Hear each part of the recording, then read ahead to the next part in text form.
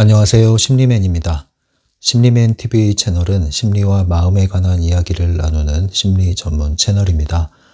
오른쪽 하단에 구독 버튼을 누르시면 이 채널을 잊지 않고 받아보실 수 있습니다. 오늘도 트랜서핑 해킹 더 매트릭스 책에 있는 내용을 다뤄보도록 할게요. 해킹 더 매트릭스 페이지 157페이지에 있는 내용이고요. 제목만 보면은 좀 애매합니다. 쥐들과 여우들에 대하여 이렇게 되어 있어요. 제목만 가지고는 이게 도대체 뭐에 대한 내용인가 궁금해할 수 있어요. 일단 지난 시간에 했던 것과 비교했을 때 제가 몇 개를 뛰어넘었습니다. 뛰어넘은 이유는 생식만 다룬 내용은 제가 안 다룬다고 그랬어요. 근데 이제 그 앞에 있는 주제는 보니까 주로 생식에 대한 내용이 대부분이었기 때문에 건너뛰기로 했습니다. 먼저 키워드를 좀 살펴보면요. 제가 뽑은 키워드는요. 수신기, 다른 말로 소비자라고도 할 수 있어요. 그리고 송신기, 반대 개념이죠. 이건 생산자라고도 할 수 있어요. 제가 좀 전에 도입해서 말씀드린 게 이제 관련이 있는 겁니다. 그리고 힘의 크기, 그리고 선택. 자, 이런 단어가 오늘 다루는 주제의 핵심이라고 볼 수 있겠어요. 자, 그래도 여전히 모호하죠. 쥐들과 여우들, 이거하고 도대체 이게 무슨 상관이냐, 무슨 얘기를 하려는 거냐, 이런 생각이 들 수 있습니다. 핵심 개념은 이렇게 제가 뽑아봤어요. 이 책에 트랜서핑과 관련한 새로운 개념이 등장을 합니다. 뭐 그렇게 중요한 개념이라고 볼 수는 없는데, 나름 그래도 용어를 사용해서 이야기를 풀어왔기 때문에 제시를 해드리겠습니다. 낡은 서랍장 현상이라는 개념을 하나 사용했어요, 여기서. 그리고 또 하나는, 이건 중요한 개념입니다. 트랜서핑의 세 가지 핵심 교리 또는 핵심 요소라고 할 수 있는 것이 제시가 이제 됩니다. 처음으로 이 책에서. 굉장히 이 부분은 중요한 거예요, 여러분. 해킹 더 매트릭스, 트랜서핑 이게 1.5 버전인가요? 여기서 이 부분이 아주 중요한 내용입니다. 이 두 가지 개념을 잘 익히시면 돼요. 먼저 간단하게 내용을 한번 전반적인 거를 살피면서 조금씩 더 깊이 들어가 보도록 할게요. 일단 이 책에 있는 내용은 어떤 문제의식에서 시작이 되냐면요. 이제 그 독자들이 질문을 바딤 젤란드에게 많이 해오잖아요. 이제 그 질문의 시작이 이거예요. 뭐냐면, 트랜서핑이 왜 잘 안 됩니까? 왜 뜻대로 적용이 안 되는 걸까요? 책을 읽을 때는 그래 나는 현실의 지배자야. 그래 나는 현실을 통제할 수 있지 라는 것이 이해는 되는데, 책을 덮는 순간 왜 나는 또 무력해지고 현실의 통제를 받는 사람이 되어버릴까요? 이제 이런 내용이에요. 한마디로 왜 잘 안 될까요? 이제 이런 질문. 자, 그 질문에 대한 원인을 뭐라고 분석하냐면은, 이 세상이 더욱더 펜듈럼의 시스템이 강력해졌다. 더 강력해졌다. 이렇게 이제 얘기를 하는 거예요. 과거 몇 년에 비해서 훨씬 더 강력해졌다. 펜듈럼이. 그리고 이 펜듈럼이 만들어 놓은 시스템, 곧 매트릭스가 굉장히 공고해졌다. 정교해졌다. 이 얘기를 하는 거예요. 일종의 그 쇠뇌라고 할 수 있죠. 쇠뇌. 그래서 우리들을 굉장히 자연스럽고 강력하게 세뇌를 시키는 그런 시스템이 정교화되어 있다. 이런 내용입니다. 그렇기 때문에 이 펜듈럼이 우리의 에너지를 포획해가고 소진시키는 그 힘이 더 강력해졌다. 우리 입장에서는 더 많은 에너지가 빼앗기고 있고 더 자주 에너지가 빼앗기고 있다. 더 많은 곳에서 에너지가 빼앗기고 있다. 그러니 에너지가 계속 빼앗기니 에너지가 복원이 되지 않는 한 우리는 쉽게 피로하고 지치고, 그러니 어떻게 돼요? 몰입을 할 수 없는 상태, 집중을 할 수 없는 상태, 산만한 상태에 이르게 되는 거죠. 안정감이 떨어지는 거죠. 기본적으로 에너지 소진이 많기 때문에 이런 일이 벌어진다 이겁니다. 그래서 어떻게 해야 되느냐? 에너지가 이렇게 소진되는 현상을 우리가 막아야 된다. 막아야 되는데, 그 에너지를 빨아먹는 방식 중에 하나가 뭐냐면 음식이다, 음식. 매트릭스 시스템에서 우리에게 제공하는, 우리에게 권장하는 그 음식이 사실은 우리의 의식을 계속 사로잡고 우리의 의식을 계속 탁하게 만드는 주요한 원인 중에 하나다. 이렇게 이제 원인을 분석을 하는 거예요. 그러니까 당연히 대안도 이것과 관련한 대안이 나오겠죠. 그래서 나온 게 이제 생식 얘기가 그래서 나오는 거예요. 자연식, 생식 이런 거. 이것을 뭐 여러분들이 믿거나 말거나 받아들이거나 받아들이지 않거나 어쨌든 바딤은 이것을 매우 중요하게 비중 있게 이 해킹 더 매트릭스에서 다루고 있고요. 저는 상당 부분 동의하는 부분이 분명 있습니다만 바딤의 입장만큼은 아니에요. 이 책에서 말하는 바딤의 입장을 얘기하는 거예요. 자, 그러면 대부분 이제 이런 경험은 하죠, 우리가. 트랜서핑 책을 볼 땐 좋았고, 뭐 이 영상을 통해서 여러분들이 강독을 들을 때도 좋았고, 그래서, 야, 그래, 이거다. 이런 느낌이 드는데, 책을 덮는 순간, 이제 이게 온데간도 없는 거야, 이게. 네. 현실은 더 나를 짜증나게 해. 그래서 더 화가 나. 막 이런 일이 벌어진단 말이에요.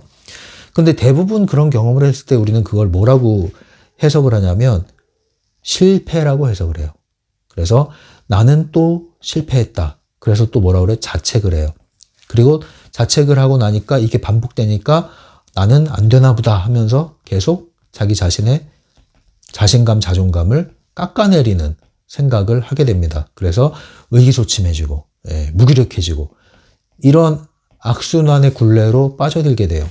잘하려고 했는데 심지어 책을 읽을 땐 좋았는데 공부할 땐 좋았는데 근데 이 구조로 여러분들이 빠져들면 안 된다는 거죠. 이 고리를 끊으셔야 돼요.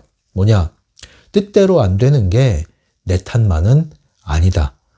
그 이유가 뭐냐? 이러한 강력한 에너지 소진 현상이 벌어지고 있기 때문에 내가 알지 못하는 여러 형태의 펜듈럼의 포획이 있다는 거죠. 이거를 빨리 알아차리고 우리가 이것을 끊어내야 된다. 그 중에 하나가 음식이다. 이렇게 얘기를 하는 거예요. 네, 그래서 뜻대로 안 되는 자기만 탓하지 마시고 원인을 제대로 한번 찾아보고 그 다음 태세를 전환하면 되는 문제이지 계속 자책하고 또 결심하고 이렇게 하는 문제가 아니란 말이죠. 물론 이제 이 책에서는 이렇게 생식, 음식, 무엇을 어떻게 먹을 것인가에 대한 부분을 많이 강조하고 있긴 하지만 현재 트랜서핑의 최신 버전이 뭐예요? 최신 버전은 타프티죠. 타프티에서의 핵심 개념이 뭐예요? 따음머리죠. 그래서 따음머리 기법에 여러분들이 집중하고 있다면 생식과 관련한 부분에서도 많은 부분들이 자연스럽게 해결이 될 거예요. 네, 그래서 이 가장 최신 버전은 이거라는 것을 알면서 오늘 내용을 접하도록 할게요. 왜 이런 말씀을 드리냐면은 이 생식 부분이 굉장히 강조된 책이긴 해요, 이게. 그런데 이 후속작들을 보면은 다시 균형 잡는 얘기들이 많이 나옵니다. 보충하는 얘기들이. 그 얘기는 뭐냐면은 여러분들이 특히 이렇게 음식과 관련한 거, 먹는 문제 이런 거 굉장히 주의해야 된다고 그랬잖아요. 어떤 걸 주의해야 되냐면은 갑자기 하루아침에 그냥 결심하고 욕구를 끊어내듯이 무리하게 이렇게 진행하시면 안 된단 말이에요. 금식이 좋다, 단식이 좋다. 좋죠. 해독을 하고 좋죠. 그런데 그것도 무리하게 하시면 안 된단 말이에요. 다 사람의 각자의 상태에 맞게 적용을 해야 되는 거예요. 네. 체질식이 좋다. 좋죠. 그런데 그 체질식도 또 각자의 개인차가 있단 말이죠. 같은 체질이라 할지라도 거기에 맞게 적용을 하셔야 돼요. 그러지 않으면 여러분들이 좋은 의도로 시작했을지 몰라도 부작용이 생길 수 있다는 거. 그래서 항상 무엇을 하든지 여러분들이 천천히 조금씩 점진적으로 변화하는 방식으로 하셔야지 갑자기 뭔가를 다 끊어내고 그냥 하루아침에 뒤집히듯이 그렇게 하시면 안 돼요. 그렇게 하시면 안 됩니다. 자, 그럼 오늘 내용을 한번 볼게요. 이 제목의 난해함, 그죠? 쥐들과 여우들. 쥐들과 여우들. 이게 도대체 무슨 말이냐? 네, 쥐가 나오고 여우가 나와요. 자, 근데 이 책의 중간부터 말미에 가면은 박쥐 얘기가 나와요. 박쥐하고 여우박쥐라고 하는 동물이 소개가 됩니다. 네, 여러분. 같은 박쥐입니다. 박쥐도 박쥐고 여우박쥐도 박쥐인데 달라요. 우리가 일반적으로 알고 있는 박쥐가 있고 여우박쥐는 동남아 지역에서 주로 서식을 하는 박쥐인데 여러분들이 검색해서 한번 보시면 알 거예요. 이제 징그럽게 느끼시는 분들도 있을 텐데 일단 몸집이 굉장히 크고요. 일반 박쥐에 비해서. 과일 박쥐라고도 부르는데 과일을 먹기 때문에 과일 박쥐라고도 부른다고 합니다. 어쨌든 굉장히 일반 박쥐와는 또 다른 그런 모습과 행동 특성을 보이는 박쥐인데요. 이 얘기가 이제 어떻게 풀어지는 거냐면은 같은 박쥐인데 여우 박쥐와 그냥 박쥐는 이렇게 큰 차이가 있어요. 그것처럼 우리 사람이잖아요. 사람. 같은 사람인데 그냥 어떤 사람이 있고 또 어떠한 사람이 있어요. 자, 이 어떠한 사람을 예를 들면 뭐 이제 성공한 사람이라고 해볼까요? 그것도 이제 그냥 성공이 아니라 대성공한 사람, 운수 대통한 사람 뭐 이럴까요? 똑같은 사람인데 어떤 사람은 저렇게 큰 성취를 하고 근데 또 어떤 사람은 그냥 그저 그렇게 살다 가고 도대체 똑같은 사람인데 이 차이가 도대체 뭐냐. 보통 우리는 이걸 가지고 뭐 금수저, 흑수저론 얘기하면서 이것을 이제 결정론 또는 운명론처럼 이야기를 하는 경우가 있잖아요. 뭐 유전자가 좋아야 된다, 뭐 금수저 집안에서 태어났나 보다, 머리가 좋은가 봐, 부모님이 뭐 하시니, 뭐 이런 식으로 우리가 생각하는 경우가 있는데 그게 아니라는 거죠. 그게 아니라는 걸 이제 얘기하는 겁니다. 그럼 뭐냐? 아까 제가 키워드 말씀드렸잖아요. 힘의 크기 그리고 선택이라는 키워드 말씀드렸잖아요. 바로 그겁니다. 힘의 크기라는 것과 선택의 자유, 그건 뭘 뜻하냐면은 화살을 쏜다고 해봅시다. 활시위에 화살을 쏜다고 해봅시다. 그러면 관역이 있죠. 어디로 쏠 거냐? 방향이 정해지죠. 방향이. 자, 이 방향. 방향을 정하는 것은 누가 해요? 내가 해요. 이것도 선택이죠. 이 선택은 내가 해요. 그 다음에 이 힘 조절이 필요하죠. 힘을 얼마큼 줄 거냐? 얼마나 멀리 쏠 거냐. 자, 그거 누가 조절해요? 내가 조절해요. 힘의 크기도 내가 선택하는 거예요. 이 두 가지가. 방향을 선택하고 힘의 크기를 선택하면 결과는 굉장히 달라집니다. 심지어 같은 방향이라고 할지라도 힘의 크기에 따라서 날아가는 거리가 달라지죠. 꽂히는 강도가 달라지죠. 그것처럼 우리가 똑같은 사람이지만 결과에 큰 차이를 가져오는 그 요인은 뭐냐? 선택에 달려있다. 그런데 그 선택은 각자에게 달려있다. 각자 그러한 선택권이 있다. 선택할 수 있다 이거예요. 뭘 선택할 수 있냐? 이 크기를 선택할 수 있다. 힘의 크기를 선택할 수 있다. 그 말은 뭐냐면 예를 들면 이제 뭐 돈을 얘기한다. 그러면 나는 그냥 적당히 먹고 살 정도만 벌면 돼. 자, 이게 힘의 크기예요. 어떤 사람은 아니야, 나 평생 돈에 대한 걱정을 안 할 만큼 벌어놓고 살 거야. 또는 나는 열심히 일하지 않아도 돈이 꾸준히 들어오는 시스템을 만들 거야. 각자 그 생각의 방향과 크기에 따라서 결과가 달라진단 말이에요. 네. 결국은 이 차이가 운명의 차이가 아니라 팔자의 차이가 아니라 운명론 결정론이 아니라 내 생각, 거기서 어떤 선택을 하는지 이 선택의 차이다 이겁니다. 거기에 따라서 사람도 굉장히 큰 차이가 난단 말이에요. 사람이. 여러 면에서 이렇게 소유의 면에서뿐만 아니라 존재의 면에서도 굉장히 큰 차이가 난단 말이에요. 굉장히 그릇이 크고 깊고 넓고 부드럽고 고매한 그런 사람이 될 수도 있고 간장종지만한 그러한 속이 좁은 밴댕이 소갈머리라고 그러죠. 그런 사람이 될 수도 있고 결국은 이러한 변화죠. 이게 다 변화. 내적인 변화, 외적인 변화. 이 변화라는 것도 결국 뭐에 달려있다? 나의 선택에 달려있다. 얼마나 나갈 것이냐, 얼마나 변화할 것이냐, 어떻게 변화하고 싶으냐, 얼마나 얻고 싶으냐, 얼마나 성취하고 싶으냐. 뭐에 달려있다? 내 선택에 달려있다. 그 선택은 누가 해요? 내 마음이 해요. 내 생각이 해요. 자, 결국 생각의 한계가 내 자신의 한계고 생각의 한계가 내 현실의 한계가 되는 거예요. 그래서 이걸 이해시키는 거죠. 이 힘의 크기는 무한해. 이 방향도 네 마음대로 정할 수 있어. 옵션이 무한해. 그게 가능태야. 본질적으로 얘기하면은 너는 다 하고자 하면 할 수 있어. 이 얘기를 하는 거예요. 마치 뭐처럼 박쥐가 포유류인데 유일하게 날개를 가지고 날아다니는 비행하는 포유류 아닙니까? 특이하죠? 같은 포유류인데 박쥐만 날아다녀. 희한하다. 어떻게 그럴 수 있지? 자, 그것처럼 똑같은 사람인데 쟤는 어떻게 저렇게 살 수 있지? 네, 박쥐처럼 될 수 있단 말이에요. 자, 근데 똑같은 박쥐인데 이제 여우박쥐와 박쥐, 이제 그 책에서 대화를 읽어보세요. 서로 잘났다고 얘기하는 거예요. 서로 잘났다고. 그런데 똑같은 박쥐인데 이렇게 행동 특성이 달라요. 몸집이 달라요. 그것처럼 똑같은 사람인데 이렇게 성취하는 게 다른, 이 다른 차이가 뭐에 달려있다? 선택에 달려있다. 자, 그 책에서는 박쥐와 여우박쥐와의 대화가 그래 니 잘났다 나 잘났다 이런 얘기였지만 마지막에 바딤 젤란드가 얘기할 때 그런 얘기를 하죠. 독자들 간의 은밀한 그런 암호 같은 대화를 나눠봐라.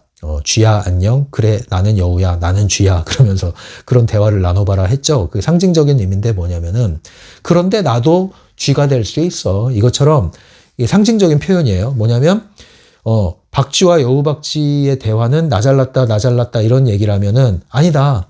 나도 네가 될 수 있고 니도 나도 될 수 있어. 뭐만 하면? 선택만 하면. 힘의 크기는 무한하고 선택은 자유고 선택에 따라 결과가 천차만별이기 때문에 결정론이 아니야. 운명론이 아니야. 이 얘기를 하는 겁니다. 자, 이 말은 뭡니까? 그 타프티로 말하면 가능태 공간에 우리의 다양한 버전, 마네킹이라고 그러죠. 다양한 마네킹이 존재하고 우리는 그것을 선택할 수 있다. 선택해서 옮겨 들어갈 수 있다. 이 옮겨 들어가는 것을 변화라고 부르는 거죠. 변신하는 겁니다. 변신. 그게 뭐다? 가능하다. 가능하다. 결국 나 자신과 현실을 통제할 수 있다. 그쵸? 그게 핵심인 거예요. 그게 핵심인 거예요. 그래서 오늘 얘기하는 박쥐와 여우박쥐, 쥐들과 여우들 이렇게 나왔는데 박쥐와 여우박쥐로 이해해도 상관없어요. 쥐들과 여우들, 이거 뭐 동물이 무엇냐가 중요한 게 아닙니다. 그게 중요한 게 아니라 같은 종인데 이런 차이가 있고 또 같은 종인데 이렇게 특별할 수 있다. 그것처럼 같은 종인데 똑같은 사람인데 이렇게 차이가 날 수 있다. 그 차이가 어디서 비롯되느냐? 선택권을 쥔 자에게 이 힘이 주어진다. 이게 오늘 핵심이에요. 그래서 이제 이런 질문을 여러분들에게 드릴 수 있죠. 여러분들은 얼마나 자유롭고 싶습니까? 얼마나 힘을 가지고 싶습니까? 얼마나 성공하고 싶습니까? 책에서 바딤은 이렇게 말을 합니다. 현실에서 극복할 수 없는 상황이라는 것은 존재하지 않는다. 그 말은 모든 것을 극복할 수 있다. 성취할 수 있다. 이 얘기예요. 자, 이 말을 여러분들이 얼마나 마음으로 받아들일 수 있고 생각으로 믿을 수 있느냐, 의심이 없이 믿을 수 있느냐에 따라서 그만큼 실제로 성취할 수 있는 결과가 따라온단 말입니다. 결국은 이 생각과 의도의 힘이 엄청난 거죠. 반면에 이 생각을 끊임없이 펜듈럼은 제한하려고 그러고 규정하려고 하고 할 수 없다. 내 말을 들어라. 다른 말 듣지 말아라. 내 말대로 해라. 내 말대로 하면 성공한다. 이런 식으로 우리를 길들이려고 하잖아요. 그게 펜듈럼의 시스템 매트릭스의 메시지잖아요. 그 중에 하나가 이제 음식이 그런 방식으로 우리를 길들이고 있다는 거죠. 우리의 의식을 통제하고. 자, 이런 것들에서 이제 벗어나야 우리가 선택의 자유를 획득하고 그래서 힘의 크기를 우리의 마음껏 선택하고 조절할 수 있다. 이 얘기를 하는 겁니다. 이렇게 연결이 되는 거예요. 그래서 이제 첫 번째 질문이 이런 내용이에요. 그대로 한번 읽어볼게요. 책을 처음 읽었을 때는 쾌감과 흥분이 느껴지다가 점점 그 감정이 사라져버리는데 왜 그런 걸까요? 그 이유는 무엇일까요? 자, 이 질문으로 바딤 젤란드는 이야기를 풀어갑니다. 바딤 젤란드의 얘기는 이런 얘기예요. 책을 읽는 순간에는 현실을 통제할 수 있다고 여기지만 책을 덮고 현실에 들어가면 의식이 없는 꿈에 또다시 빠져버리는 거다. 결국은 이게 무슨 뜻이냐면은 우리가 트랜서핑 책과 이제 여러분들 같은 경우에 영상을 봐요. 자, 지금 이럴 때는 이제 내가 이제 마치 트랜서퍼가 된 것 같아. 일치감을 느꼈어. 자, 그리고 책을 딱 덮고 이제 현실에 돌아왔어요. 사람들과의 관계가 시작됐어요. 변함없는 현실. 자, 여기서 갑자기 예전의 모습이 나타나기 시작합니다. 그런데 이걸 뭐라고 표현하냐면은 타프티에 보면 이런 내용이 나와 있어요. 꿈이라는 것과 생시. 예, 근데 이 생시가 사실은 뭐예요? 꿈인 생시 이런 표현을 쓰거든요. 꿈인 생시. 예, 생시는 현실을 얘기하잖아요. 우리는 꿈과 현실을 구분해서 꿈은 현실이 아닌 상태. 그래서 꿈에서 깨면 현실 이런 식으로 생각을 하지만 트랜서핑 개념에서는 꿈도 현실, 현실도 현실이에요. 그런데 우리는 꿈이라는 현실을 잠든 채 경험하는 거고요. 깨어나서도 현실이라는 현실을 꿈 같은 현실로 잠든 채 경험한다는 거죠. 결국은 우리는 계속 꿈을 꾸고 있다는 거죠. 예, 마치 꿈속에서 깨어나면 자각몽이라고 하고 자각몽을 꿀 때는 우리가 꿈속에서 자유로워지는 것처럼 현실에서도 자각생이라고 할 수 있죠. 자각생을 하지 않는 한 우리는 현실도 마치 꿈처럼 흘러가듯이 이 현실이 나를 마음껏 휘두르도록 끌려다닐 수밖에 없는 그런 현실을 산다. 그게 바로 꿈과 같이 잠든 채로 현실을 살아간다는 얘기죠. 그러니까 꿈에서 깨어났더니 또 꿈인 거예요. 그래서 현실을 통제하지 못한다 이 얘기를 하는 거예요. 결국 현실에서 깨어나야 꿈과 같은 현실에서 의식이 깨어나야 통제를 할 수 있다. 우리는 책을 덮는 순간 깨어날 생각을 해야 되는데 여전히 잠든 채로 현실을 대한다. 이제 그래서 여러분들이 책을 읽고 나서 왜 안 됩니까? 뜻대로 안 되네요. 이런 경험을 하는 이유가 여전히 우리가 의식이 잠들어 있기 때문이다. 이런 얘기를 하는 겁니다. 근데 이게 참 애매한 얘기일 수 있어요. 왜냐면은 도대체 잠든 게 그럼 뭡니까? 그럼 어떻게 해야지 깨어나는 겁니까? 도대체 이런 얘기를 할 수 있는데요. 너무 그렇게 이제 막 화내지 마시고 너무 답답해하지 마시고 차분하게 이제 접근을 하셔야 돼요. 이 감각이 아직 키워지지 않으신 분들, 경험이 되지 않으신 분들은 이 감각을 경험하셔야 되거든요. 그 감각을 경험하는 것 중에 하나가 중요성 낮추기라고 그랬잖아요. 중요성을 인식하고 낮추기만 해도 여러분들은 변화하는 것을 직접 경험할 수 있고 그럴 때 감각이라는 것을 이제 다시 찾아나가기 시작하거든요. 그래서 중요성 개념이 굉장히 중요하고요. 그 다음 최신 버전 타프티의 개념으로 얘기하면은 현존의 상태로 돌아오는 거죠. 나는 나 자신이 보이고 현실이 보인다라는 말을 통해서 내 의식의 중심부로 돌아오는 걸 얘기합니다. 의식의 중심부로 돌아온다는 것은 외부 스크린과 내부 스크린 모두에서 나오는 상태를 얘기하는 건데요. 그거는 내가 무언가 외부의 어떤 일들에 사로잡힌 것에서 나오는 거. 그래서 나오는 순간 내가 뭘 인식하게 되냐면 내가 뭘 하고 있지, 왜 이걸 하고 있지에 대한 것을 인식하는 상태가 되는 거예요. 예, 보통 뭐 심리학적인 개념으로는 초인지, 메타인지라고 그러죠. 그러한 상태에 이르는 걸 얘기할 수 있어요. 비유한다면 말이죠. 그래서 아무 생각 없이 하는 게 아니라 내가 지금 어딜 가고 있는지 알고 가는 거예요. 그냥 발걸음이 가니까 나도 모르게 습관처럼 가는 게 아니라 내가 지금 무엇을 하고 있고 어디로 가고 있고 왜 이걸 하고 있는지 알고 하는 걸 얘기한 겁니다.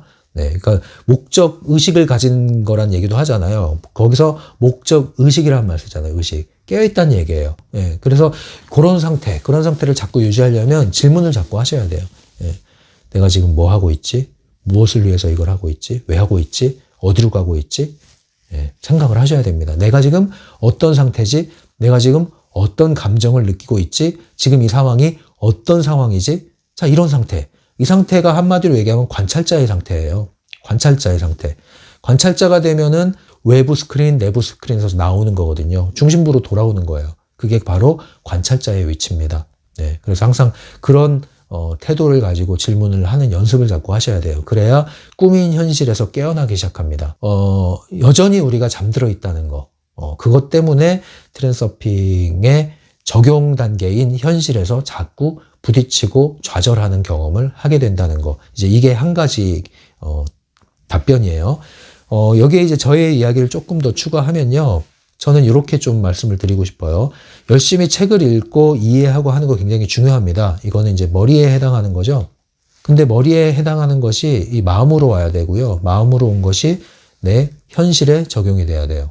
그런데 이 머리에서 마음으로 가는데 시간이 걸립니다. 그리고 마음으로 느끼고 인식하고 깨달은 것이 현실로 적용이 되는데 또 시간이 걸려요. 결국은 이 시간 싸움입니다. 예, 이 시간 동안 뭘 해야 되느냐? 꾸준히 반복을 해야 됩니다. 꾸준히 반복할 때 성공만 하느냐? 아닙니다. 실패를 더 많이 할 수도 있어요. 근데 어디서 더 많이 배웁니까? 실패를 통해서 더 많이 배웁니다. 실패를 통해서 배웠다는 것은 똑같은 실패를 되풀이하지 않고 왜 실패했는지 그 이치를 깨달았다는 뜻이죠. 그래서 그 실패가 성공에 포함이 되기 시작하는 겁니다. 그리고 나서 결국은 성공 경험이 쌓여지기 시작하죠. 그러면서 감각이 키워지기 시작하죠. 그때 이제 더 이상 머리에 남는 지식이 아니라 그것이 내 몸에 퍼져나가기 시작합니다. 예, 그래서 자연스럽게 감각이 형성되고 체화가 되죠. 이게 몸에 퍼져나가는 거예요, 지식이. 그래서 이 알미라는 것이 이제는 뭐예요? 내 것이 되는 거예요. 살아있는 지식이 되는 거죠. 그렇게 되면 될수록 어떤 일이 벌어집니까? 현실에서의 통제력이 향상됩니다. 현실 창조할 수 있는 힘이 커지게 됩니다. 이게 바로 트랜스퍼가 되어가는 과정이라고 볼 수 있죠. 예. 그래서 여러분들이 이 차이, 이거를 갑자기 메꾸려고 하지 마시고요. 이 차이가 날 수밖에 없다는 걸 먼저 이해하시고 받아들이고 허용하시면서 가셔야 돼요. 그러지 않으면 이 격차만큼 여러분들이 자꾸 좌절 경험을 하면서 그거를 자책으로 가져가게 되면은 펜듈럼이 옳거니 하면서 이제 계속 여러분들을 뒤흔들 겁니다. 네. 그럴 필요가 전혀 없어요. 네. 그래서 이러한 시행착오의 과정으로서 반드시 거쳐야 하는 하나의 통과 의례라고 생각을 하시고 기왕 거치는 것을 잘 거치셔야 되잖아요. 그래서 그게 바로 생산자의 관점인 거예요. 생산자의 관점. 그렇게 하시면은 여러분들이 시간 문제입니다. 시간 문제. 시간을 단축시킬 수 있어요. 자, 이렇게 접근을 하시면 될 것 같아요. 뭐 저 같은 경우도 이 트랜스서핑을 처음 접했을 때 머리로는 아주 신이 났죠. 예, 무릎을 치면서 이거다 이제. 머리로는 다 조각이 퍼즐이 맞춰졌어요. 근데 이것이 현재 나의 삶을 변화시키는 데는 당장 효과가 없는 것 같더라고요. 예, 그래서 어떡하란 말인가. 이제 알겠는데 이게 내 현실에는 그럼 어떻게 적용돼야 되는가. 이게 쉽지가 않았어요. 이게 시간이 걸린 거예요. 근데 그게 바로 이런 과정을 거쳤다는 거죠. 저 역시도 나름대로 방황하면서 그리고 기존에 당시에 어떤 현실에서 벗어나고 싶은 그런 마음이 있었죠. 그리고 도약하고 싶은 마음도 있었고 더 안정적으로 정착하고 싶은 마음이 있었죠. 그래서 어떤 구체적인 상황이 있었고 목표가 있었고 동기가 있었습니다. 그런데 트랜스서핑을 이제 그것을 위해서 사용을 한 거죠. 계속 그것과 접목을 시켰어요. 그게 오히려 도움이 됐던 거죠. 그래서 현실과 계속 적용이 될 수 있게끔 그래야 주관적 지식이 됩니다, 여러분. 객관적 지식으로만 나오면 트랜스서핑 지식은 오래 남지 않아요. 예, 그것이 반드시 여러분들 주관적 지식으로 바뀌어야 되는데 그러려면 나랑 무슨 상관 있나 이게 돼야 돼요. 이게 나랑 무슨 상관 있지? 예, 그렇게 해야 재밌어집니다. 저는 저의 현실과 연결을 시켰잖아요. 이게 나랑 무슨 상관 있지? 어떻게 이게 연결되지? 어떻게 이 이치가 원리가 실제 나의 현실에서의 나의 욕구 또는 결핍 또는 불만 이런 것들을 뒤집을 수 있지? 이런 제 생각을 한 거예요. 일종의 화두처럼 이제 이거를 계속 시행착오를 거치면서 시도하고 적용하고 점검하고 했던 거죠. 결국은 통하더라는 겁니다. 결국은. 네, 그러니까 여러분들도 그런 과정을 거쳐 나가는 것을 재밌게 여겨보세요. 기록을 해나가면서 여러분들의 개인의 트랜스서핑 역사가 될 겁니다. 그렇게 하시려면 이제 이 책이 어떤 의미가 되냐면 이제 매뉴얼이 되는 거예요. 트랜스서핑 각종 도서는 여러분들의 이제 현실을 변화시키기 위한 매뉴얼이에요. 그래서 필요한 부분을 찾아 읽어요, 나중에. 책을 반복해서 읽다가 나중에는 필요한 부분을 찾아 읽습니다. 그리고 그걸 또 집중적으로 적용하고 점검하고 공부하게 됩니다. 예. 그런 방식을 계속 여러분들이 되풀이 하셔야 돼요. 그래서 제가 저는 자생적 트랜스퍼입니다. 이런 표현을 쓰잖아요. 뭐 누구한테 직접 사사를 받고 배우고 이런 게 아니고요. 어떤 뭐 세미나에 간 것도 아니고 저 스스로 정말로 이제 잡초처럼 독학하면서 혼자서 실험을 하면서 이렇게 배워 나간 거예요. 이제 그런 것들을 제가 지금 전해드리는 거기 때문에, 아마 뭐 바딤젤란드가 봐도, 그래, 뭐 저렇게 접근해서 하는 사람도 있구나, 이런 생각을 하겠죠. 예, 바딤젤란드는 뭐 갑자기 어느 날, 예, 이 지식이 들어왔다고 하는데, 저는 어느 날 갑자기 들어온 건 아니고요. 이렇게 계속 시행착오를 하다 보니 어느 날 갑자기 깨닫게 됐죠. 알던 지식이 내게 된 겁니다. 그때부터. 아, 이게 맞구나. 이게 이제 몸으로 느끼는 거죠. 몸으로. 그때부터 확신이 드는 거죠. 그 전에 머리로 끄덕거릴 때는 기대 반, 의심 반이었어요. 근데 직접 현실에서 그런 걸 경험하니까 뭐예요? 이제 체화가 되기 시작하는 거예요. 몸으로 확신을 느끼니까. 아, 이게 맞구나. 이게 진짜구나. 그때부터는 티를 안 내게 되더라고요. 예, 트랜서핑에 대해서 그전에는 막 이 책이 굉장히 막 좋고 해서 막 사람들 막 선물로도 주고 뭐 이랬는데 그 이후에는 아, 이것도 억지로 되는 게 아니구나. 다 때가 있고, 필요에 맞는, 사람과 맞는 때가 있는데 억지로 되는 게 아니구나. 이거 티내지 말자. 조용히 내 길을 가자. 그렇게 된 거예요, 그렇게. 그래서, 조용히 이걸 즐기게 됩니다. 그 다음엔 조용히. 비밀이 되는 거예요. 정말 트랜서핑의 비밀이 되는 거예요. 그 재미를 느끼셔야 돼요, 여러분들이. 예. 자, 이제 여러분 구독자분들 중에는 이 재미를 느끼시는 분들도 있죠, 이제. 예, 있습니다. 자, 아무튼 그런 흐름으로 가는 거니까요. 여러분들도 그렇게 각자의 영역에서 적용시켜 나가시기 바라요. 자, 두 번째 이 책에서 질문이 나오는데 그 질문이 뭐냐면 질문이라는 게 왜 생길까? 책을 읽고 왜 질문을 할까? 이제 여기에 대한 질문으로 이야기를 풀어 나갑니다. 이 질문 자체가 좀 재밌죠? 예, 뭐 책을 읽으면 질문을 하면 안 되는 건가요? 할 수도 있죠. 네, 그런데 바딤의 말은 뭐냐면은 사실 이 이치를 깨달으면 질문거리가 그렇게 많아지지 않는다는 거고요. 네, 그 다음에 질문이 들더라도 당장 그 질문에 대한 답을 구할 필요가 없어진다는 겁니다. 이 트랜서핑 이치가 완전히 내게 되게 되면 그런 경험을 할 수 있게 돼요. 물론 모든 질문이 사라지는 건 아니죠. 그리고 이제 우리 질문이라는 거는 또 우리가 뭔가를 확인하기 위해서 하는 질문도 있기 때문에 질문을 하지 말란 뜻은 결코 아니에요. 그건 아니에요. 예, 질문을 할 수 있죠. 그러니까 제가 오픈챗도 열어놓고 하잖아요. 그게 나쁘다는 뜻은 아닙니다. 그런데 이제 바딤의 이 말의 의도는 이런 거예요. 트랜서핑이 정말로 이제 내게 되기 시작하면 웬만한 질문은 스스로 해결된다. 찾아진다. 이 뜻이에요. 그리고 그게 맞아요. 저도 그렇고요. 그리고 그렇게 될 때 사실 더 여러분들의 지식이 되는 겁니다. 이제 계속 이런 연결고리를 가지고 이야기를 풀어나갑니다. 질문이 자꾸 생기는 이유는 현실 통제에 실패했기 때문이다. 예. 그러면 왜 현실 통제를 자꾸 실패하게 되느냐? 그것은 여러분들이 수신기로 살았기 때문이다. 수신기는 다른 말로 소비자라고도 할 수 있어요. 그럼 이 반대는 뭐예요? 송신기가 되는 거죠. 송신기는 생산자. 다른 말로 창조자, 창작자가 될 수 있어요. 자, 수신기는 그냥 받아들이기만 해요. 그냥 받아들이기만. 근데 송신기는 계속 송출해, 외부로. 계속 뭔가를 만들어내. 그래서 그 주체가 돼. 만들어내는 주체가. 이 차이를 아시겠죠? 네. 왜 실패하느냐? 여전히 수신기로 남아있기 때문에 실패한다. 다른 말로 평생 학생이 되어 있는 거예요. 평생 배우러만 다녀.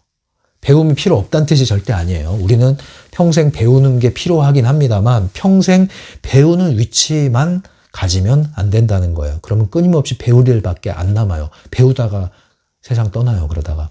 네. 배운 만큼 우리는 그것을 생산해내야 돼요. 창조해내야 돼요. 나만의 것으로 만들어내야 된다고요. 그리고 외부로 송출해야 돼요. 네. 자꾸 표현해야 돼요. 알려야 돼요. 주장해야 돼요. 이게 필요하단 말이에요. 별거 아닌 것 같지만 어떤 위치에서 트랜서핑을 하느냐에 따라서 결과는 큰 차이가 납니다. 제가 서두에서 그래서 얘기했잖아요. 네. 송신기의 역할을 하시라. 생산자의 위치에 서시라. 창작자의 위치에서 끊임없이 생산하는 방식으로 결과를 쌓아나가는 방식으로 여러분이 주체가 되어서 배우시라. 배우지 말란 뜻이 아니라 그렇게 배우면 모든 것은 배우면 배울수록 여러분들은 빛을 발하게 돼 있고, 그렇게 배우는 배움은 결코 의미 없는 게 하나도 없단 말이죠. 별거 아닌 것 같지만 큰 차이를 나타내게 됩니다, 여러분. 이게 이제 트랜스어퍼가 되는 거예요. 트랜스어퍼. 이렇게 해서 배우면 결국은 통합하고 정리해서 나만의 길을 가게 됩니다. 나만의 주파수를 송출하게 돼요. 각자 자기만의 주파수를 송출하게 됩니다. 근데 수신기로만 작동하면, 소비자, 만년 소비자로만 작동하면은 펜듈럼의 먹잇감 되기가 딱 좋아요. 왜? 펜듈럼이 가르쳐 준 대로 해야 되거든. 수신기 역할은. 그러면 너는 이거 배워서 이렇게 해, 이렇게 해, 이렇게 해 하는데, 그렇게 하는 게 누구를 위한 거예요? 펜듈럼을 위한 거예요. 펜듈럼의 스타 도와주는 거라니까요. 윈윈 한다고 얘기하지만 뭐 떡고물 몇 개 받는 게 무슨 윈윈이에요. 여러분 길이 아닌데. 물론 뭐 그렇게 여러분들이 선택한다면 그걸 나무랄 이유는 없습니다. 박쥐가 되든 날 여우 박쥐가 되든 그거 자기 선택이니까요. 근데 나는 그냥 박쥐도 아니고 그냥 쥐가 되겠다. 그러면 뭐 여러분들의 선택이면은 날여우 박쥐가 될 수도 있지만 난 쥐가 될 거야. 여러분 선택이면 그건 존중받을 수 있어요. 그런데 나는 그냥 쥐로 태어났으니까 박쥐는 난 될 수 없지. 나는 쥐로 태어났잖아. 그러니까 그나마 그래도 이쁨 받는 쥐가 되기 위해서 잘 배워야지. 그리고 하라는 대로 열심히 할 거야. 그게 여러분들의 생각의 전부라면 서글픈 거죠. 그게 아니거든요. 여러분들은 박쥐가 될 수 있고 날여우 박쥐가 될 수가 있어요. 과일 박쥐가 될 수가 있단 말이에요. 얼마든지. 그게 뭡니까? 선택을 할 수 있냐 없냐의 차이예요. 그러니까 이런 큰 관점을 전환하지 않으면 안 된다. 그래야 트랜서핑 책을 덮고 나서 더 재밌어지는 거예요. 더 신나지는 거예요. 책을 덮으면 그때부터 뭐가 시작됩니까? 수련의 장이 시작되는 거예요. 연습의 장이 시작되는 거예요. 실습이 시작되는 거예요. 실습이 더 재밌지 않아요? 저는 실습이 더 재밌던데. 예. 상담 책으로 배우면 물론 그것도 재밌죠. 실습이 더 재밌잖아요. 근데 그것처럼 여러분 트랜서핑 실습의 장이 펼쳐지는 거예요. 예. 실패해도 괜찮아요. 매트릭스 영화 봤잖아요. 가상 공간에서 한번 싸워보는 거예요. 예. 정신 차리고 다시 다음 라운드로 들어가면 돼요. 그런 현실, 어떤 걸 선택하시겠습니까, 여러분? 이게 이제 쥐가 되느냐, 박쥐가 되느냐, 여우박쥐가 되느냐, 선택의 차이다. 힘의 차이, 자유의 차이, 선택의 차이다. 이 얘기하는 겁니다, 여러분. 그래서 이제 왜 실패하는 거냐? 자, 얘기했죠. 수신기로 살기 때문이다. 그래서 우린 뭐가 돼야 되느냐? 송신기가 돼야 된다. 송신기. 송전탑이 돼야 돼요. 우리. 에너지 송전탑. 자기만의 빛깔과 법칙과 원칙을 만들어 나가는 사람이 돼야 돼요. 그게 송신기예요. 반면에 이 소비자, 수신자 역할은 펜듈럼의 꼭두각시가 되는 겁니다. 고정관념에 휘둘리는 것이 되는 거죠. 자, 이걸 여러분들이 큰 차이를 아시고 나오셔야 됩니다. 네. 그러면 어떻게 이 수신기에서 송신기로 넘어갈 수 있을까요? 라는 질문이 그 다음에 나오는 거예요, 이제. 예, 그러면 어떻게 여기로 넘어갑니까? 어떻게. 바딤의 답변을 먼저 얘기해 드릴게요. 여기서 바딤의 답변이 좀 재밌죠. 뭐냐면, 그래, 안 되지. 생각처럼 안 되지. 왜 그런지 알아? 엄청난 에너지가 너를 가로막고 있거든. 그게 더 두터워졌어. 이게 넘어가려고 그러는데 철장이 엄청 두터워졌어. 그래서 이걸 넘어가려면 어떻게 해야 되냐면 더 힘이 필요해. 더 큰 힘이 더 세져야 돼. 그걸 보고 이제 에너지라고 그러죠. 의식이 해방되고 에너지가 커져야 돼. 송신을 하려고 해도 힘이 안 나는 이유가 뭐냐? 계속 에너지가 빨리기 때문인데 그 중에 하나가 바로 지난번에 다룬 주의에 사로잡힘 현상, 정보 중독이라고 그랬죠. 네, 그것에 의해서 계속 에너지가 소진된다. 그리고 또 하나가 음식에 의해서 인공식품, 가공식품 이런 것들에 의해서 우리의 의식이 계속 에너지가 계속 소진된다. 탁해진다. 전자파에 의해서 계속 에너지가 소진된다. 산만해진다. 주의가 산만해진다. 결국 기술권이라고 하는 이 영역에서 만들어진 생산물, 뭐 대표적인 게 스마트폰, SNS 등이 되겠죠. 그리고 이러한 음식물, 가공식품, 편의점에서 파는 뭐 음식물이 대표적인 게 될 수 있겠는데 그런 것들, 공장에서 나온 음식물, 자 이런 것들이 우리의 의식을 계속 탁하게 만들고 주의를 빼앗아가고 에너지를 소진시킨다. 그래서 이런 것을 거부하는 게 필요하다. 멈추는 게 필요하다. 그것만 가지고도 에너지가 많이 회복될 거다. 그렇게 풀어나가는 거예요. 그러면서 나오는 개념이 낡은 서랍장 현상이라는 걸 얘기하는데요. 낡은 서랍장 현상이 별거 아닙니다. 이제 서랍장 하나를 딱 생각을 해보세요. 자, 이렇게 서랍장이 있다고 해봅시다. 근데 이게 엄청 낡았어요. 낡으면 특징이 뭐예요? 먼지가 쌓여요, 먼지가. 아, 찐득찐득 먼지 그냥. 후, 불기만 해도 그냥 먼지가 확 날려. 후, 불기만 해도. 네, 손으로 쓱 밀기만 해도 먼지가 이렇게 지워져요. 왜 그랬을까요? 청소를 안 하니까. 왜 청소를 안 할까요? 귀찮아. 귀차니즘. 힘이 없어. 무기력. 네, 지쳤어. 그래서 청소를 안 해. 그래서 서랍이 낡아버렸어. 이렇게 낡은 서랍장에 먼지가 잔뜩 쌓인 것처럼 흥미와 욕구가 소진된 상태를 얘기하는 거예요. 세상에 재밌는 게 하나도 없어. 다 귀찮아. 가만히 있는 거 이불 밖은 위험해. 그냥 누워서 뒹구는 게 제일 편해. 아니 이게 편한지도 모르겠어. 덜 귀찮아. 이게 덜 괴로워. 예, 거의 이제 우울 상태로 이제 느껴지는 그런 증상이 나오는 거죠.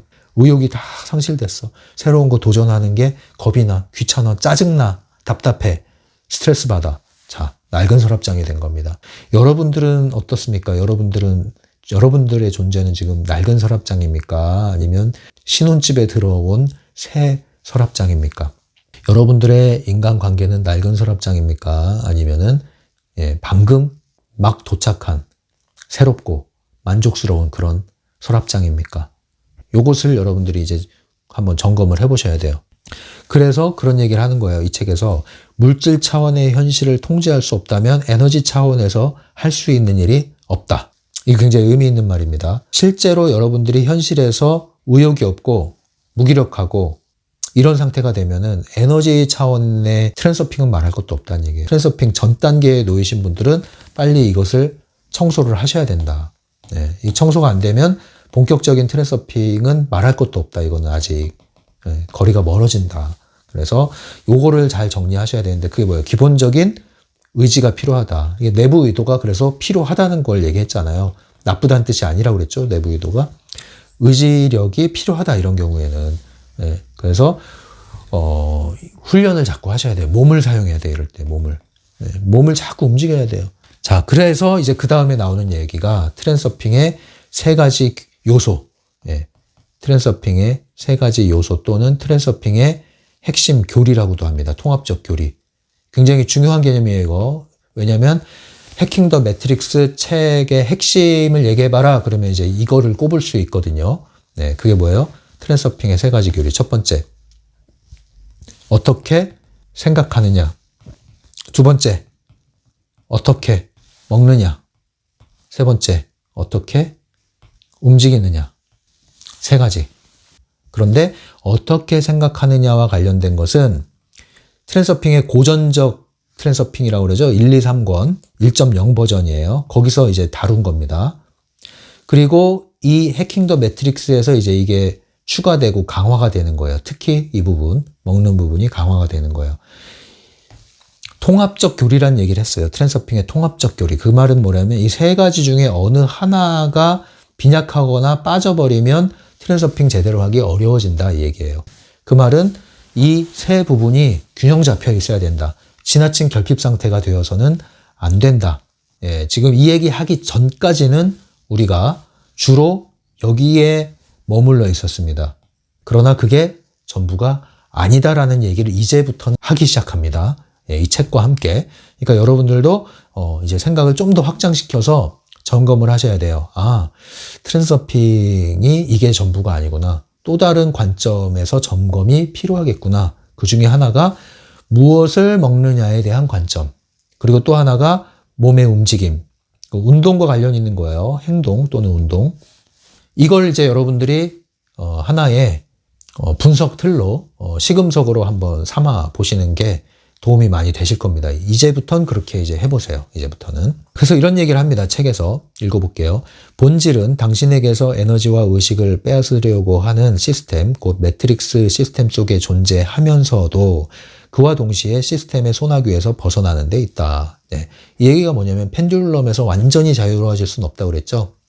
펜듈럼에 속하지만 펜듈럼에서 필요한 역할을 하지만 기능을 하지만 거기에 에너지를 빼앗기진 않는다. 이게 우리가 트랜서핑을 하는 거라고 그랬잖아요. 그 얘기는 뭐냐면 이제 먹는 문제에 있어서도 마찬가지죠. 안 먹고 사는 게 아니에요. 이렇게 생각하면 우리가 뭐 먹을 게 뭐가 있어요? 이런 얘기를 하잖아요. 안 먹고 사는 게 아니에요. 근데 먹는 부분에 있어서 펜듈럼에 휘둘리지 않는 방식을 취해야 할 필요가 있다 이거죠. 움직임에 있어서도 그렇고 생각하는 부분도 마찬가지입니다. 그래서 이런 내용이 나와요. 163페이지에 시스템의 소나귀에서 자유로워지기 위해서는 시스템이 당신에게 강요하는 것들에서 벗어나야 된다. 시스템의 요구에 완전히 반대되는 방향으로 나아가야 된다. 예, 왜 그러냐면 대부분의 이 펜듈럼 시스템이 강요하는 것은 목적이 딱 하나죠. 펜듈럼을 위하는 거예요. 펜듈럼을 위하는 거. 우리 자신을 위하는 것 같지만 그조차도 펜듈럼을 위한 거란 말이에요. 그렇기 때문에 펜듈럼 시스템이 강조하는 것은 반대로 생각하면 트랜서핑 하기 좋은 조건이 된다. 이렇게 생각하시면 거의 맞다는 얘기입니다. 그렇다고 해서 우리가 뭐 반골이 되고 우리가 문명에서 벗어나자 이 뜻은 아니라는 거, 그걸 또 오해하시면 안 됩니다.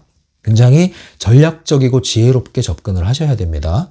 시스템은 대중매체, 매스미디어를 통해서 계속 우리에게 어떤 정보를 쏟아냅니다. 생각과 관련해서 온갖 이런 생각을 하세요. 이렇게 하세요. 이렇게 하세요. 네, 그러면 성공할 거야. 먹는 것과 관련해서 이게 좋대. 이게 좋대. 이게 좋대. 이게 좋대. 이게 맛있어. 이게 맛있어. 이게 맛있어. 여기 끝내줘. 맛집이야. 맛집이야. 자, 이런 거. 이런 것들에 대한 각종 정보를 그냥 순진하게 받아들이지 말자 이거야. 앞으로는. 그게 조각조각은 맞는 말일 수도 있습니다. 그리고 조각조각은 좋은 것일 수도 있어요. 그러나 그럼에도 불구하고 이렇게 쏟아지는 정보들의 목적은 결국은 뭡니까? 우리로 하여금 소비자의 위치를 계속 붙들려 매는 거예요. 생산자가 아니라. 계속 너는 소비를 해. 계속 물질적 소비, 지적인 소비, 계속 에너지 소비를 해. 그러면 내가 널 채워줄게. 이거예요. 그리고 또 하나는 그 소비를 통해서 너는 계속 이 규칙 안에 머물러. 그러면 계속 너를 채워줄게 내가. 뭘 위하여? 펜듈럼을 위하여 복무해. 이 뜻이거든요. 요걸 알아차리라는 뜻이지 이게 뭐 다 나쁘다라고 할 수는 없어요. 좋은 것도 있습니다. 개별적으로는요. 그러나 그 이면에 있는 의도와 에너지를 우리가 간파하지 못하면은 이것이 섞여 있기 때문에 전반적으로는 펜듈럼을 위한 거기 때문에 우리가 속을 수가 있어요. 그래서 이런 것을 잘 간파할 필요가 있다. 왜냐하면 이런 것들을 이렇게 통합적으로 접근하지 않으면 아까 원시로 우리가 돌아갈 수 없다고 그랬잖아요. 예를 들면 이제 건강과 관련해서도 마찬가지예요. 이게 2번, 3번이 되게 민감한 얘기거든요. 이게 몸과 관련된 거고 건강과 관련된 내용이기 때문에 민감한 주제인데 이걸 잘못 받아들이시면은 우리가 기존의 어떤 펜듈럼 시스템과 함께 성장해온 의료 기술과 시스템을 전면 부정하는 경우가 생길 수도 있어요. 그러면 그건 잘못된 겁니다. 그건 의도를 우리가 잘못 배운 거예요. 트랜서핑을 잘못 배운 거예요. 그런 뜻이 아니에요.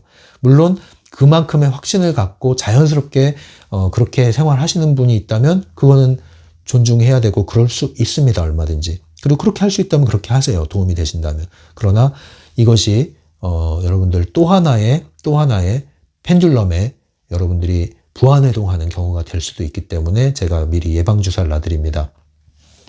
그런 걸 잘 분별을 하셔야 돼요. 그러지 않으면 여전히 여러분들은 펜듈럼을 벗어난다고 하면서 펜듈럼에 포획될 수 있는 거예요. 어떤 펜듈럼이 있겠어요? 저 펜듈럼에서 나오십시오. 우리는 이 펜듈럼을 거부합니다 하면서 펜듈럼에 속박당하는 거예요. 말하자면은 우리는 어떤 우리는 해체시킬 겁니다. 우리는 정당을. 그래서 우리는 무정부주의자예요. 그런데 무정부주의자의 정당을 만듭시다. 이렇게 되는 겁니다. 그것처럼 되는 거예요.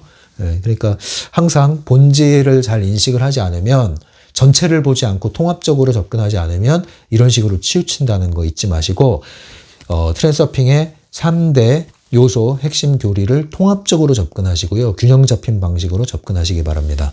자, 이제 요 얘기를 조금 더 부연을 해볼 거예요. 어떻게 생각하느냐 이거는 트랜서핑에 대한 개념을 인식하는 문제고요. 의식을 전환하는 문제입니다. 그래서 주로 머리로 하는 트랜서핑이라고 할 수 있어요. 근데 2번 음식과 관련한 부분으로 이제 넘어가면은 이거는 입으로 하는 트랜서핑입니다. 왜냐하면 음식은 입으로 들어가니까요. 그런데 이 먹는다는 것을 개념을 좀 더 확장하면은 정보를 접하는 것도 먹는 거거든요. 그래서 정보 중독에 빠지면 안 된다고 그랬잖아요. 그래서 우리는 넓은 의미에서는 정보를 포함하고 본질적 의미에서는 음식, 우리 입 안으로 들어가는 거, 몸 안으로 들어가는 음식을 조절하는 것으로 우리의 의식을 조절할 수 있다. 그래서 무엇을 먹느냐 굉장히 중요한 부분이다. 히포크라테스가 그런 얘기 했잖아요. 우리가 먹는 것이 곧 우리 자신이 된다. 마늘을 많이 먹으면 마늘 냄새가 나고 치즈를 많이 먹으면 치즈 냄새가 나는 것처럼 우리가 무엇을 먹느냐, 실제 음식을 무엇을 먹느냐 하는 건 매우 중요하다. 그리고 정보를 접하는 거, 어떤 정보를 접하느냐, 어떤 사람을 주로 접하느냐, 이게 굉장히 중요하다. 나는 어떤 무리들과 어울리느냐, 굉장히 중요하다. 왜? 그게 바로 우리 자신이 되기 때문에 먹는 것은 곧 우리 자신이 됩니다. 무엇을 먹는지 점검해 보세요. 전반적인 걸 얘기하는 거예요. 점진적인 걸 얘기하는 거예요. 당장 라면 끊고 당장 짜장면 먹지 말라는 뜻이 아니에요. 먹을 수 있죠. 그러나 그것이 전반적으로 어떤 방향으로 가고 있는 걸 한번 보셔야 됩니다. 짜장면 먹을 수 있고 라면 먹을 수 있고 편의점 음식 먹을 수 있죠. 그런데 어떤 게 주가 되느냐 이거예요. 어떤 게 이게 가끔인지 아니면 이게 주객이 전도돼 있는지 그걸 점검해 보세요. 그리고 전반적으로 어딜 향해 가고 있느냐 나의 식습관이 몸을 위해서 먹느냐 이 새치 혀끝 만족을 위해서 먹느냐 요거 한번 점검을 해보시라는 얘기죠. 일단 세 번째는 움직임과 관련된 거는 몸으로 하는 트랜서핑이다 이렇게 보시면 되고요. 이거는 습관과 관련된 문제예요. 몸으로 익히는 것은 반드시 반복이 필요합니다. 몸은 저절로 하루아침에 바뀌지 않아요. 그래서 습관은 몸에 젖어드는 거잖아요. 그래서 습관을 거스르는 건 몸을 거스르는 거예요. 그래서 공부도 몸으로 한다고 제가 얘기했잖아요. 마음이 있어도 공부가 잘 안 되는 이유는 몸이 습관, 앉아있는 습관, 머물러서 책을 꾸준히 보는 습관이 안 돼 있기 때문에 그렇거든요. 그래서 먼저 몸을 갖다 놔야 된다. 그러니까 습관을 바꾸려면 몸을 움직이셔야 돼요. 몸을 갖다 놔야 돼요. 마음이 가면 몸이 가는 것도 있지만 몸이 가는 곳에 마음이 따라오게 돼 있어요. 몸을 먼저 쳐서 내가 원하는 것에 맞춰 놓으시면 마음이 거기에 맞게끔 다시 세팅이 됩니다. 그래서 우울하다고 한없이 몸을 그 우울한 감정이 끌고 가도록 내버려 두지 마시고요. 그게 내 이성으로 아무리 생각하고 아무리 내가 양보를 해도 이건 아니다 싶잖아요. 그럴 때는 그 이성의 힘을 사용해서 의지를 1%라도 사용해서 몸을 움직이셔야 돼요. 그래서 합당하게 옮겨 놓으실 때 감정이 변화하기 시작하는 겁니다. 아침 일찍 일어나서 창문 열고 맑은 공기 마시면서 떠오르는 새벽 그 기상을 느꼈더니 뭐예요? 몸과 마음이 신선해져. 몸도 신선해지고 마음도 신선해지고 기분이 좋아져. 딱히 상담받은 것도 아닌데 기분이 좋아져. 이런 것을 여러분들이 느끼시려면 몸을 움직이셔야 된다. 내 몸은 지금 주로 전반적으로 어떤 곳에 머물러 있는가? 내 몸은 어떻게 작동하고 있는가? 긴장하고 있는가? 이완되어 있는가? 어디가 긴장되어 있는가? 언제 긴장되는가? 내 몸은 주로 어디를 사용하고 있는가? 매일 컴퓨터 앞에 앉아가지고 내 목이 굳어있진 않은가? 거북목이 되어 있진 않은가? 내가 쓰지 않는 근육들, 그게 바로 몸을 안 움직였다는 증거죠. 쓰지 않는 근육들을 움직여 주셔야 됩니다. 그런데요, 이 움직임이라는 것도 넓은 의미에서 보면 먹는 것의 결과거든요. 내가 무엇을 먹느냐에 따라서 나의 행동 특성이 달라져요. 그래서 자꾸 좋은 걸 접하셔야 돼요. 좋은 음식을 먹으라는 것을 이야기하는 것만이 아니라 좋은 자극들, 좋은 정보들을 자꾸 접하셔야 돼요. 그래야 내 움직임이 바뀌기 시작합니다. 그래서 습관은 일관성과 지속성의 문제거든요. 그거를 자꾸 연습을 하셔야 됩니다. 마음이 없는데 몸이 가는 것처럼 괴로운 게 없죠. 내가 여기 왜 있나 싶은 곳에 있고 내가 지금 뭐 하나 싶은 곳에서 이거 한다고 생각해 보세요. 분열이 일어납니다. 분열. 몸과 마음이 자꾸 갈등을 일으킨다. 이게 근심의 시작이에요. 책에 보면 164페이지에 그런 내용이 나와요. 컴플렉스나 공포증 때문에 힘들어하는 사람이 있다고 할 때 자기 분석을 받거나 심리 상담을 받거나 뭐 병원에 간다고 해서 과연 도움이 될까라는 얘기를 하는 거예요. 허송세월할 가능성도 있다 이런 얘기를 하는 겁니다. 뭐 이것도 좀 민감한 얘기죠. 도움 될 수 있죠. 근데 도움이 안 될 수도 있습니다. 그것도 또 맞는 얘기거든요. 안 되는 경우도 있어요. 그리고 이제 하는 얘기가 뭐냐면 자연식품을 섭취하고 단계적으로 생식을 진행을 하고 운동을 통해서 몸을 돌보면 저절로 사라질 거다. 이런 얘기를 합니다. 예, 실제 그런 사례가 있어요. 저도 그런 경험을 했고요. 예, 그래서 트랜서핑은 방구석에서 하는 게 아니다. 더 이상 이제 이거를 이제 인식을 바꾸셔야 돼요.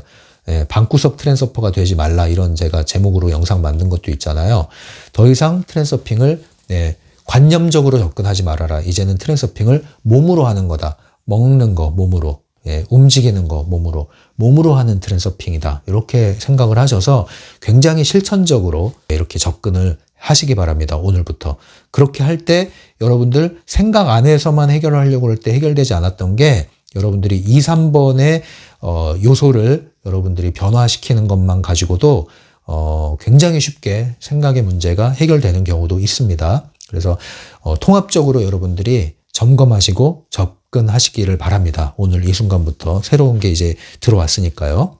움직임과 관련해서 한번 신경을 더 써보시면 좋을 것 같습니다. 다시 처음에 그 제목으로 와서 쥐들과 여우들에 대하여 이렇게 되어 있는데, 박쥐와 여우박쥐에 대해서 이제 이해가 되셨죠? 쥐와 박쥐의 차이, 그리고 박쥐와 여우박쥐의 차이를 아셨죠? 그것처럼 똑같은 우리가 인간, 사람의 종을 입고 우리가 살고 있지만 마치 박쥐와 여우박쥐, 또 쥐와 박쥐의 차이처럼 우리도 이렇게 큰 차이를 보일 수 있는데, 얼마든지 그것이 가능한데 뭐에 달려있다? 선택에 달려있다. 선택을 통해서 힘의 크기를 정할 수 있다. 그것은 결국 생각의 크기가 여러분들 현실의 변화의 폭이 될 것이다. 자, 이것을 다시 한번 마음으로 새기시고, 오늘 중요한 내용들이 많이 들어왔어요. 그래서 이 낡은 서랍장 현상도 마찬가지고 우리 자신을 다시 한번 점검하고 새롭게 하는 또 계기가 되었으면 좋겠습니다. 지금까지 심리맨이었어요.